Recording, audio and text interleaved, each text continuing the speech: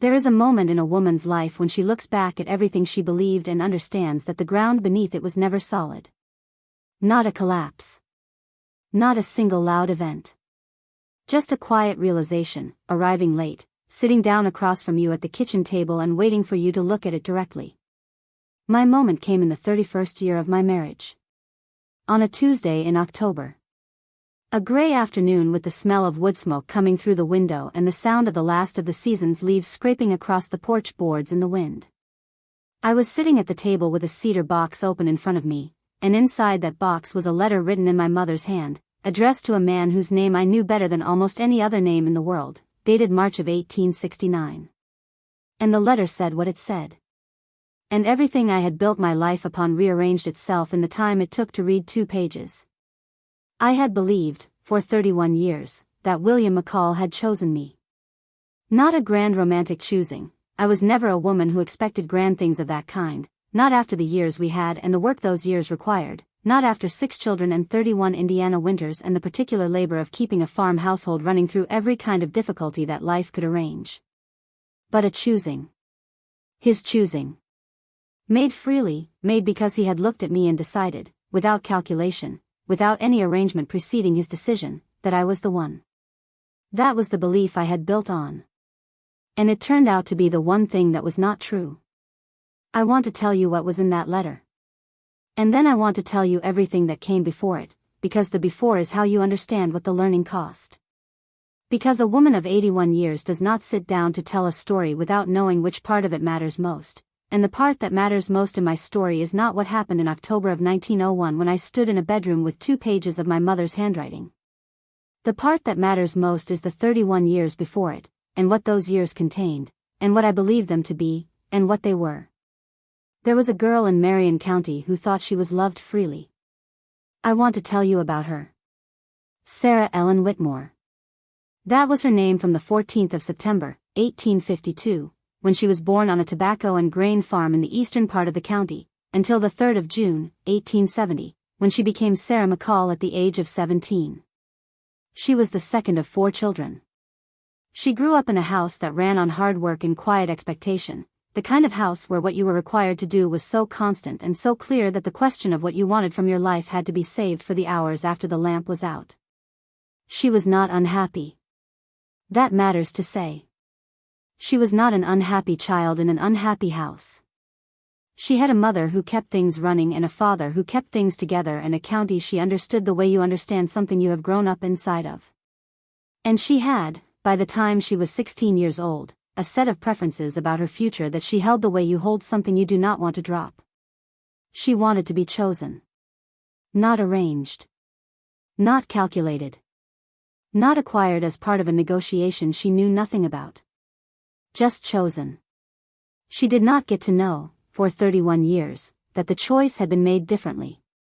And when she found out, on that Tuesday in October, with the smell of wood smoke in the air and the leaves scraping across the porch, she sat at the kitchen table for a very long time and did not move. This is what I want to tell you. This is the only true accounting I have left to give. To understand what happened to me, you have to understand what happened to my father first. Not because my father did anything wrong. That is important to say at the outset, because what I am about to tell you could be made into a story about a man who failed, and it is not that story. It is a story about a man who did everything right and still ended up with numbers in a book that would not go away. His name was Robert James Whitmore. He was born in Ohio in 1820 and he came to Indiana as a young man with his first wife, who passed before I was born, and then with my mother, Hannah, whom he married in 1848. He was 32 when I was born and he had already been working the same parcel in Marion County for 8 years, which in those years was long enough to know the land and to have begun to understand its limitations. He was a good farmer. Patient with soil. Careful with his animals. The kind of man who watched the sky the way other men watched their neighbors, reading it for what it intended to do and preparing for the worst while hoping for better. He kept accounts in a small book in the desk in the front room, written in a hand that was small and precise, the numbers lined up neat as fence posts. I used to watch him write in that book in the evenings when I was a small girl. I sat near the stove and watched his face and the careful way his pen moved, and I thought, in the way small children think about the adults around them, that what he was writing was the record of how well things were going. A ledger of success, added to each week. I understood later what the numbers actually said. The trouble came from the land's low section. Not from carelessness. Not from poor decisions. The parcel my father had bought in 1844 had a low field that drained badly, a problem that was manageable in ordinary years and became serious in wet ones, and the mid-1850s were wet. 3 consecutive springs with too much water on the ground, and the low section flooded each time, and each flooding took what the previous season had built. My father borrowed after the first loss. He borrowed again after the second. By the time the third flood came, the debt had become a structure.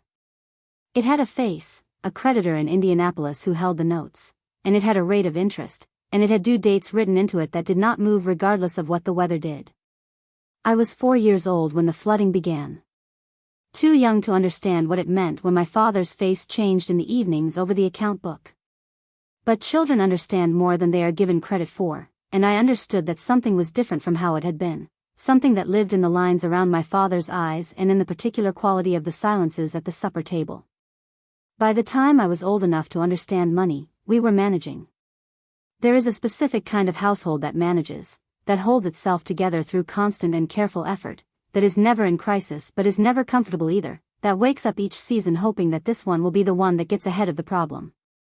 That was our household. I grew up in it. I knew its particular texture, the way spending was calculated before it happened, the way nothing was wasted, the way my mother could make a week's meals from what another woman would have thrown away. My mother understood the numbers better than we children did. Hannah Whitmore was a practical woman to her bones, and practical women in those years in Indiana understood that a family's position in the county depended not only on how the land performed but on what obligations were attached to it. She knew what my father owed and she knew the rate at which it was being reduced and she knew what would happen to the farm and to all of us if it could not be reduced fast enough. My older brother Thomas had left by the time I was 8, which meant one fewer pair of hands and one fewer source of income on a farm that needed both. My younger sisters, Clara and Josephine, were still children. I was the eldest daughter at home, which meant that I was, in my mother's practical calculation, a resource. I did not understand that then. I understand it with great clarity now. Because in the winter of 1868, when I was 16 years old and a quiet man from Hendricks County began making regular visits to our farm, my mother's face had a quality of settled satisfaction that I attributed, at the time, to her simply approving of William McCall as a character. I was wrong about the reason. The satisfaction was not about his character. It was about what he had agreed to do. I should tell you who I was before any of this. Before the arrangement, before the marriage, before the 31 years of a life I lived on ground I did not know was borrowed from something I had never agreed to give. I was not a dreamy girl.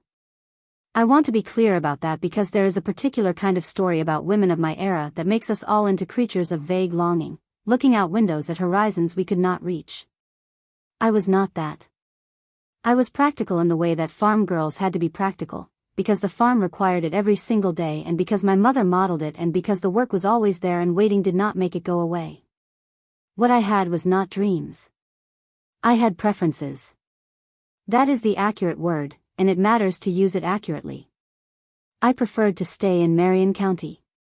Not because I lacked imagination or because I could not picture other places. I had read enough to picture a great many places.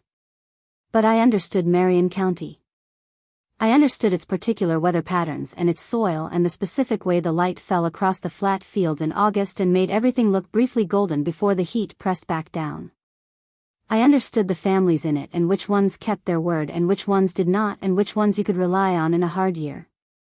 That knowledge had taken 16 years to build and I wanted to use it. I preferred a household of my own to manage. Not someone else's household, my own. Where the decisions about how things were done were mine to make, where the kitchen garden was laid out the way I chose to lay it out, where the daily running of things reflected my own judgment about how a home should work. I preferred, above any of these things, to be chosen. This was the preference that I held most privately, the one I examined least, because it seemed so obvious and so certain to be fulfilled that it barely required examination. I was going to marry. In Marion County in the 1860s, a girl who grew up healthy and capable and from a decent family was going to marry. The question was only who, and I had always assumed, without examining the assumption, that the who would be someone who had looked at me and made a free decision. That assumption was the thing the letter destroyed. William McCall came into our neighborhood in the winter of 1868.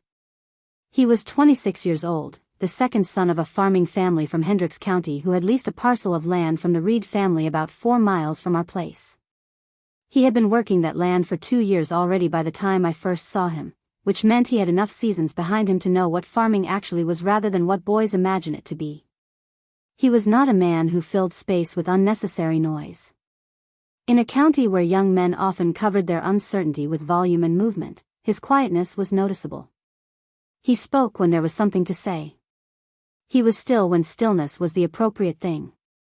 He had a direct way of looking at a person when they were speaking to him, a quality of attention that felt, to a 16-year-old girl who had grown up in a household where attention was rationed by the demands of work, like something valuable. He came to our farm first in March of 1869. He said he wanted my father's advice about the drainage problem in his low field, which was a real problem. Every farm in that part of the county had some version of the same issue with the clay subsoil, and my father had solved it over the course of a decade with a system of channels that had become something of a local reference point. It was a reasonable thing to ask about. I thought nothing of it beyond that. He came back in April. He stayed for supper. He came in May, and in June, and by July he was a regular presence at our table. My father liked him. That registered with me as meaningful. My father was not a man who warmed to people quickly or without reason, and the ease with which he extended his hospitality to William McCall felt like an endorsement. I watched the two of them talk about drainage and soil preparation and the prospects for the coming harvest, and I observed something that looked like genuine respect flowing between them, and I took it as a good sign. My mother liked him too. She showed it the way she showed approval of anything, through action, through the particular attentiveness with which she made sure his plate was full and his cup was replenished. I interpreted this as the ordinary approval of a mother who sees a capable, respectable young man paying attention to her daughter. I did not imagine, at 16, that her approval might have preceded his arrival. That it might have been established through a letter written before he ever set foot in our kitchen. I watched William McCall that spring and summer and I formed preferences about him. Not declarations. Not certainties. Preferences. The kind of quiet, careful preference that you tend the way you tend something fragile, with attention, with patience, without pressing. I thought he was forming preferences about me in return. I was not entirely wrong. And the not being entirely wrong is the thing that made the rest of it so difficult to account for. The courtship, if that is the right word for it, lasted 14 months, from March of 1869 through April of 1870, when William formally asked my father for permission to marry me and received the answer we had both expected. I use the qualification, if that is the right word, with intention. A courtship, as I understood it then and as most people would understand it now, involves two people moving toward each other under their own inclination, making choices along the way, each turn freely made.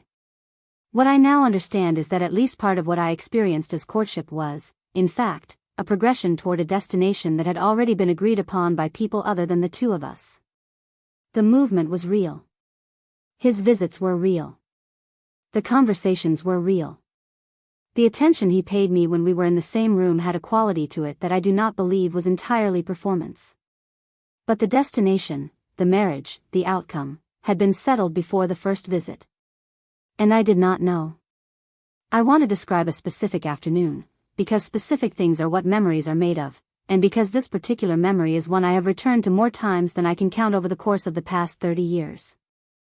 It was August of 1869. A hot afternoon, the kind of heat that settles onto an Indiana summer and makes everything slow and deliberate. William and I were in the kitchen garden, the two of us, shelling beans for the evening meal.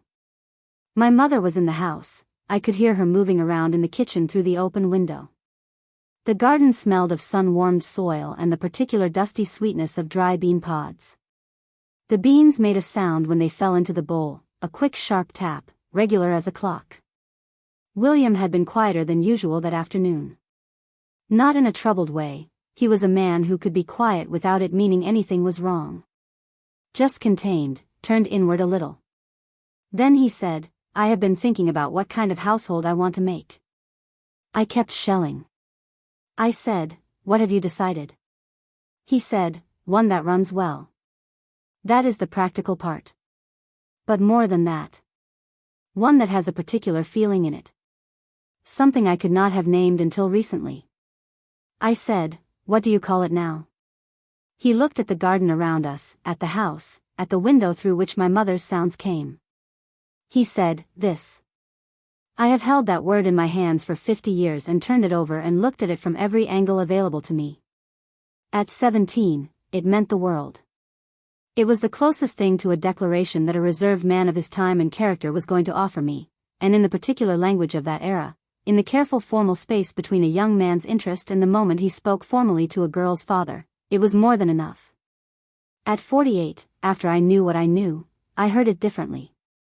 Not as a lie, I do not believe he was lying to me in the garden that August afternoon. But I heard the space in it.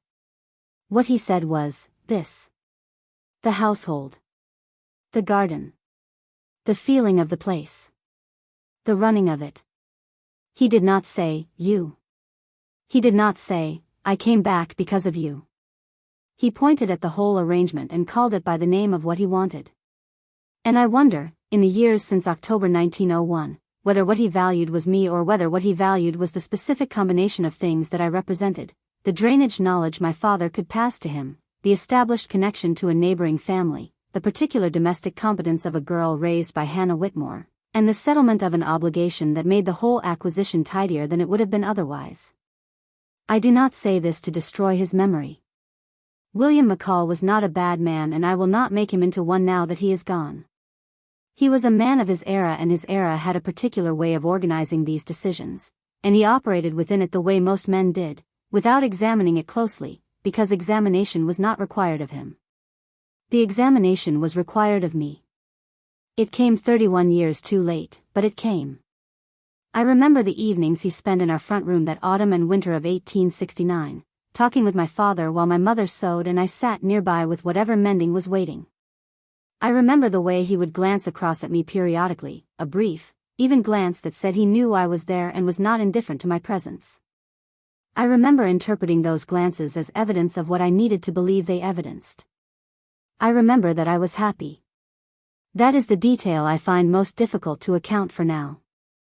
I was genuinely happy in those months, in the specific and forward-facing way of a young woman who believes that the life she hoped for is arranging itself within reach. I believed that William McCall had come to our farm because of something he had seen in me. I believed that the evenings in the front room and the afternoon in the bean garden and the careful attention he paid me were the building of something between us that was ours. They were, in part. I hold on to that. They were, in part, exactly what I believed them to be. But they were also the fulfillment of an agreement made between a practical young farmer and a practical older woman, in the spring of the previous year, over the question of a family debt. And I did not know. William asked my father in April of 1870. I was 17 years old, 5 months from my 18th birthday. The answer was yes, as we had expected it to be, as perhaps it had always been going to be. My father came to find me in the kitchen garden the morning after. I was turning over the spring beds, preparing the soil for the first planting. He stood at the garden's edge and told me, with the plain directness of a man who does not know how to package news in softness, that William McCall had asked for me and that he had given his agreement. He asked me if I was pleased. I said that I was. He nodded and went back to his work. That was the conversation. Brief, practical, already decided. But I did not notice the brevity at the time because I was too busy feeling the thing I wanted to feel, which was that something certain had arrived, something I had been carefully tending for 14 months had become real. The wedding was in June of that year. Not a large occasion, a gathering of family and the closer neighbors, the minister from our church, a meal at my parents' house in the afternoon. My dress was pale blue wool that my mother had been setting aside for several months, kept wrapped in cloth in the cedar chest, waiting. I helped her cut the pattern and I sewed much of it myself through the evenings of May, by lamplight at the kitchen table while the spring insects made their sounds outside the window. I became Sarah McCall on the 3rd of June, 1870, at 17 years old. I want to tell you honestly what I felt in that front room with the minister speaking and William beside me. Not with the feeling I would assign to it later, once I knew what I knew, but the feeling I actually had in that moment, before the knowing. I felt chosen. Above everything else, I felt chosen. Whatever nervousness was underneath it, whatever awareness of the neighbors watching and the formality of the words and the strangeness of a ceremony that marks the end of one life and the beginning of another, underneath all of it was that feeling. This man had come to our house and spent 14 months returning and had sat in the August garden and said this, and had asked my father and had stood here now making a binding promise. He had chosen me. I held that feeling the way you hold something that you know matters. Carefully. With both hands.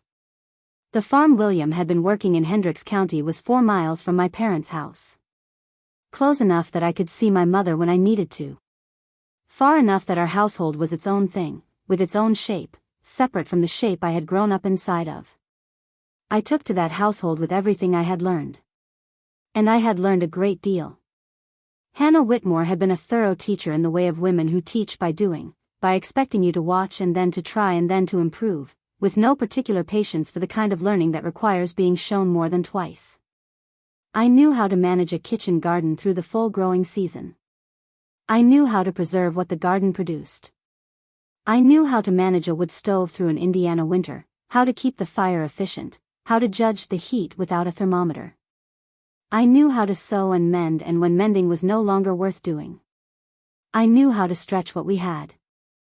William recognized the competence quickly and gave me the household without interference. He worked his fields, I worked the house and garden. We came together in the evenings the way farm couples did, not dramatically, not with the language of feeling that people put into novels, but with the steady ease of two people who have arranged themselves around the same life and found the arrangement workable. We had our first child in 1872, a son we named Robert, after my father. Our second, a daughter called Martha, came in 1874. Then James in 1876. Eleanor in 1881. Thomas in 1884. Grace, our last, in 1887, when I was 34 years old. 6 children in 15 years. That is the arithmetic of those marriages, and we were not unusual in it. Between the children and around them and through them was the work, the constant, daily, season-by-season work that is a farm household. The work did not pause for grief or illness or difficulty. It was simply there, demanding its share of every day, and you gave it or you fell behind. I gave it. I found, in the management of a household that ran the way I ran it, a form of satisfaction that had nothing to do with the questions I would ask later. The satisfaction of a thing done correctly. Of a house that kept itself. Of children who ate and were warm and learned what they needed to learn. The work of those years was immense in ways that are difficult to convey now that so much of it has been made easier by the modern arrangements. In those years there was no convenience in anything. The washing was done by hand, every piece of clothing and every piece of bedding, in a tub behind the kitchen with water hauled from the well and heated over the stove. 6 children generate a quantity of washing that becomes, in those conditions, a full occupation in itself.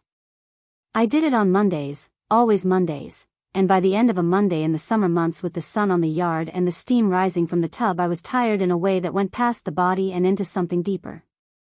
The kitchen garden ran from late April through October, which meant planting and tending and harvesting and preserving, a continuous labor that ran alongside everything else.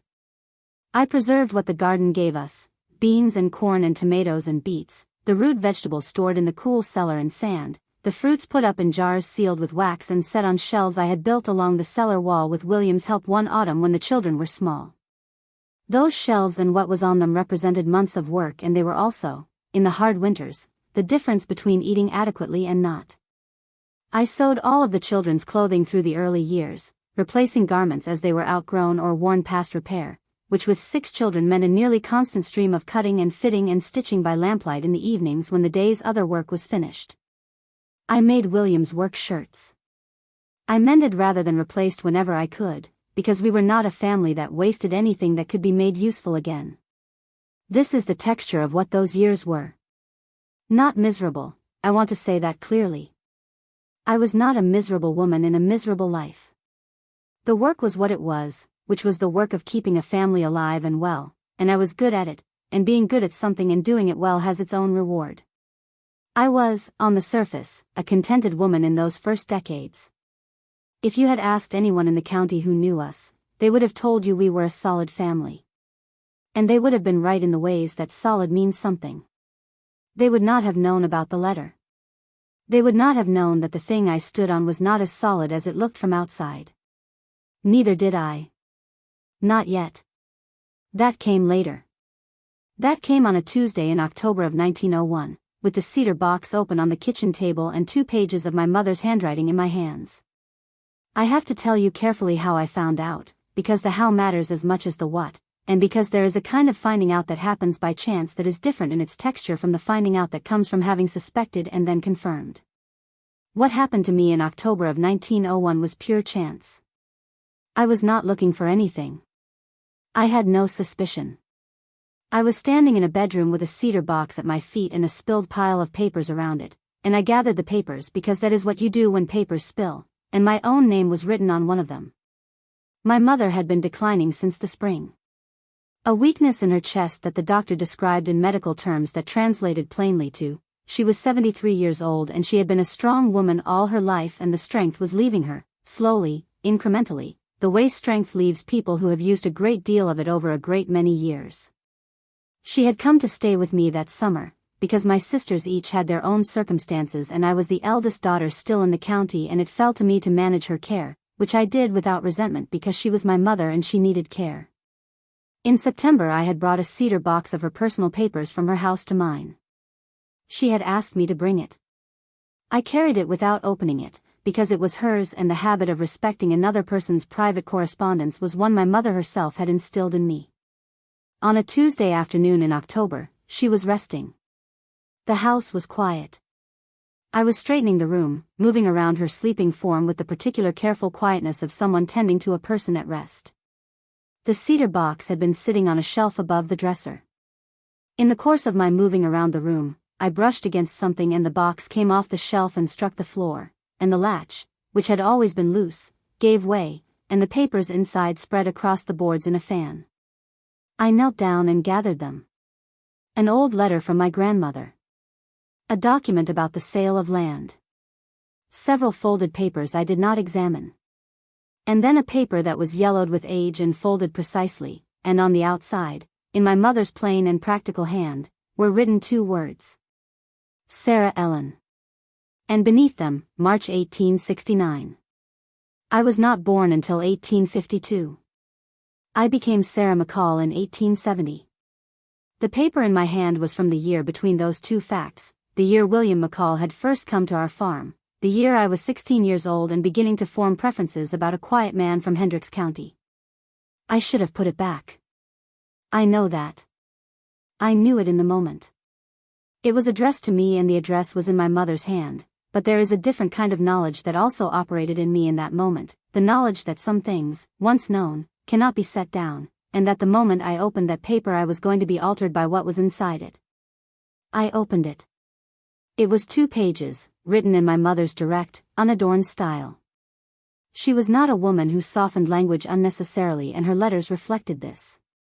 The first page was an account of our family's financial situation as of March 1869, written with the precision of someone who had been living with the numbers for years and had every figure memorized. The amount of my father's outstanding debt to the creditor in Indianapolis. The rate of interest. The structure of the remaining payments and the timeline on which they would come due. And then, a proposal. She wrote to William McCall. This letter was written to him, I understood that within the first few sentences, with a proposition. She had understood, she wrote, that he had expressed interest in the Whitmore family's situation and in the prospect of a connection to them. She proposed the following arrangement, that he would retire her husband's outstanding debt, quietly and completely, as a private matter between the 2 of them, and that in exchange she would give her full and formal support to a marriage between him and her daughter Sarah Ellen, should that marriage come to pass within the year. She specified that her husband was to know nothing of the terms. She specified that she had considered the matter carefully and believed it represented a sound outcome for both parties. She noted that her daughter had no prior obligations or understandings with any other young man, and that she could be confident the situation was clear. And then, at the bottom of the second page, she wrote a sentence that I have turned over in my mind on more occasions than I can count. She wrote, "My daughter does not need to know the particulars. She is a good girl and will make a good wife, and that is everything that needs to pass between them. My daughter does not need to know the particulars." I stood in the middle of that room for a long time. My mother was asleep 10 feet from me. The afternoon was quiet. The smell of wood smoke came through the window and the sound of the wind moved through the eaves, and I stood there with 2 pages of paper in my hands and 31 years of a particular belief arranged themselves in front of me, and I looked at them and understood what they actually were. Then I folded the letter and put it in my apron pocket and finished straightening the room and went downstairs and made supper.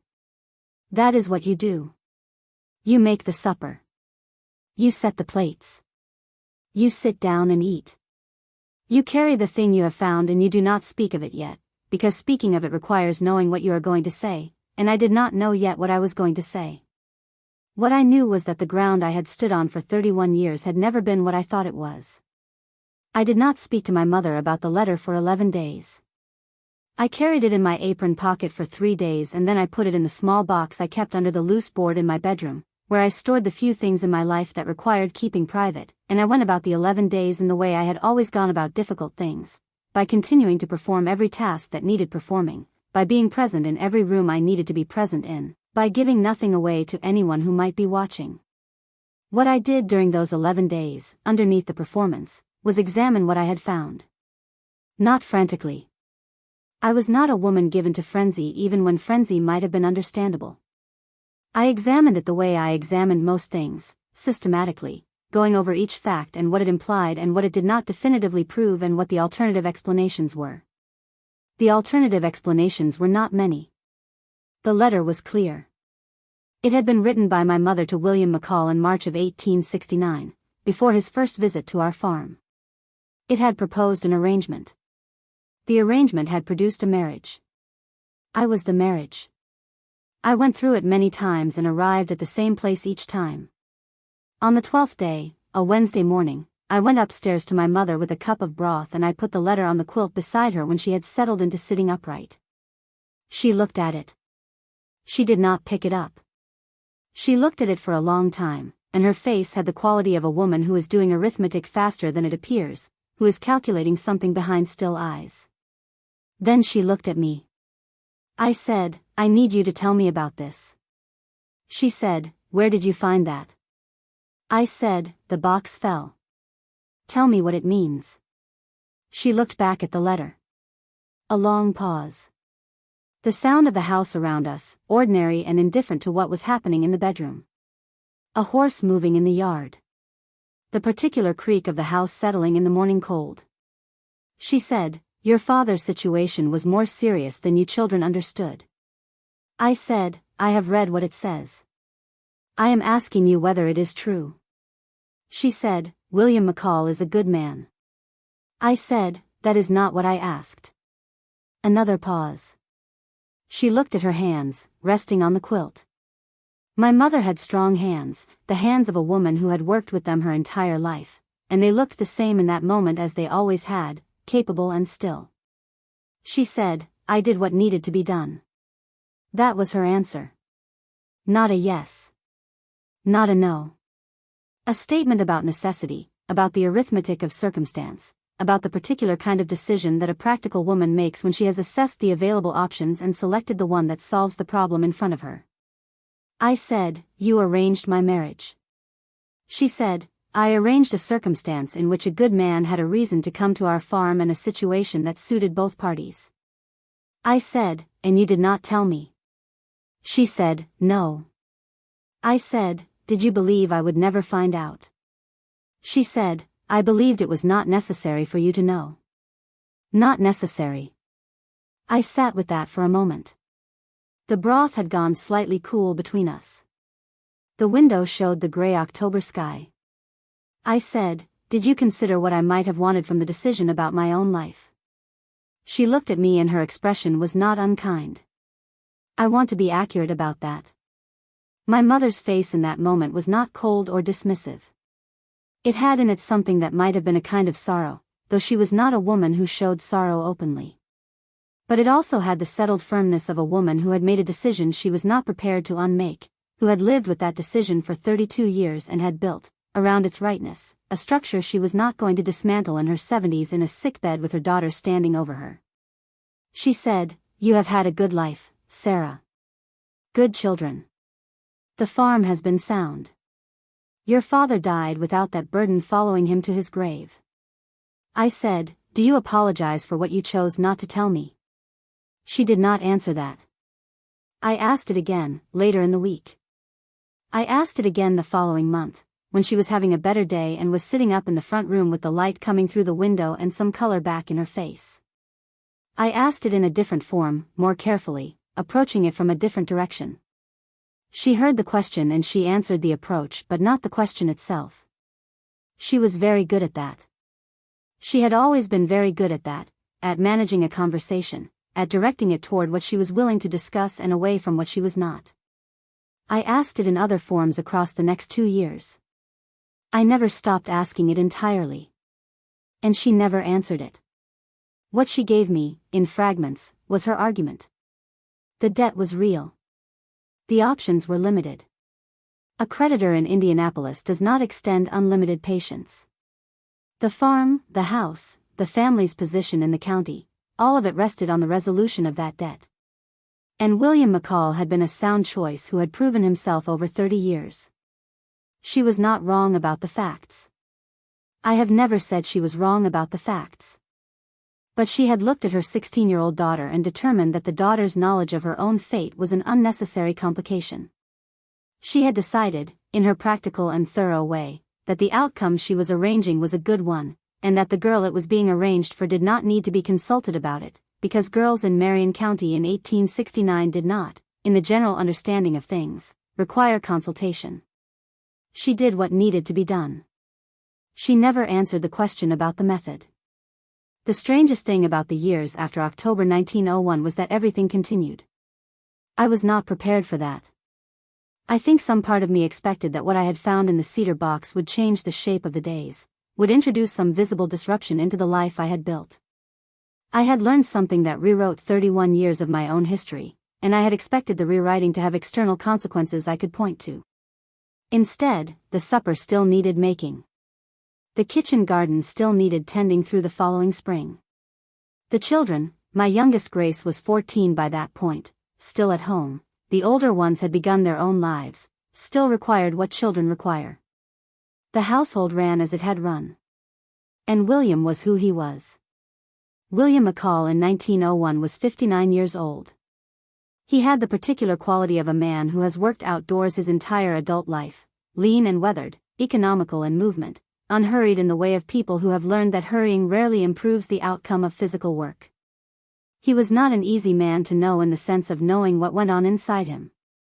He had not, in 31 years, become more outwardly expressive than he had been in the years of our courtship. He was steady. He was consistent. He showed up. I watched him after October 1901 with a different kind of attention than I had used before. Not suspicious, that is not quite the right word. Analytic. I was looking at a man I had known for 32 years and trying to locate, within all of that accumulated knowing, the answer to a question I had not thought to ask before. Did he know that I did not know? Did he assume, as my mother had assumed, that what I did not know was not necessary for me to know? Or was there something in him that had carried this differently, some weight of a different kind from the one I was carrying, something that lived in the gap between what had been arranged and what he actually felt, something that had made him want to tell me and had been consistently overridden by the same calculus that had governed the whole arrangement from the beginning? I could not find the answer. He was not a man who gave himself away in small things, and the particular answer I was looking for would have required a directness he had never possessed. I asked the Lord, during those years, whether a promise made inside an arrangement that one party did not know about could still be called a true promise. I asked it in the plain, direct way that I had always prayed, not elaborate, not with much preamble, just the question put into the silence and held there, waiting to see if anything came back. What came back was not a clear answer.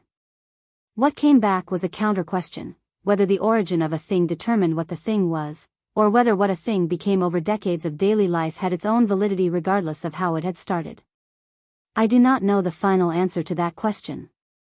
I have lived with it for 32 years and I still do not have it entirely resolved. What I know is this: I loved my children.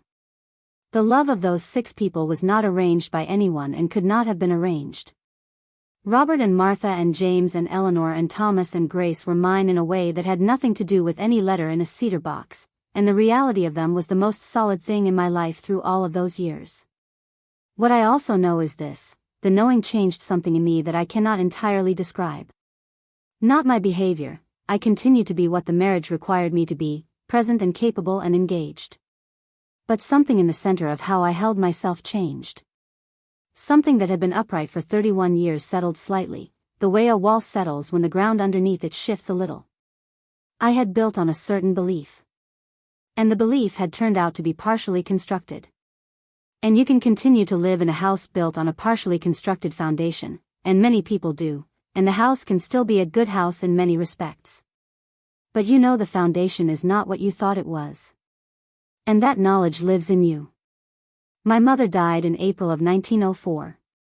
She did not answer the question about the method. She never did. I was with her at the end. Clara and Josephine came for the last week. We sat with her in shifts. She was not fully conscious in the last days, and she spoke sometimes to people who were not in the room, calling names I recognized and names I did not.